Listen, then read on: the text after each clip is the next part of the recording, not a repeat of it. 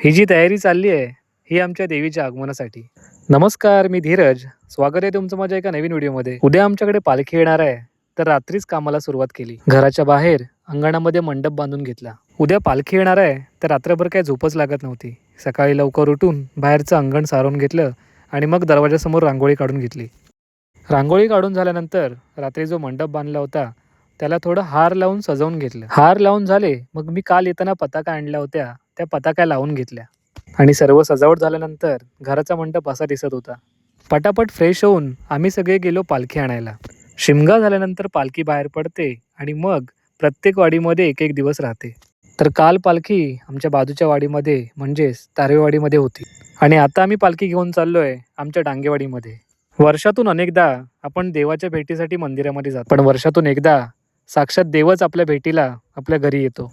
नाचत गाजवत आम्ही आमच्या देवीची पालखी म्हणजेच आई वाघजाई देवीची पालखी आमच्या वाडीमध्ये घेऊन आलो. वाडीमध्ये पालखी आल्यानंतर पहिलं गावकऱ्यांचं घर घेऊन मग वाडीतील सर्वांच्या घरी पालखी जाते. वाडीतील प्रत्येक माणूस या दिवसाची अगदी आतुरतेने वाट बघत असतो, कारण साक्षात देवच आपल्या भेटीला येणार याच्यापेक्षा वेगळा आनंद कायच असू शकतो. आम्ही नेहमी बिंदास जगतो, कारण आमच्या पाठीशी आई वाघजाई आहे.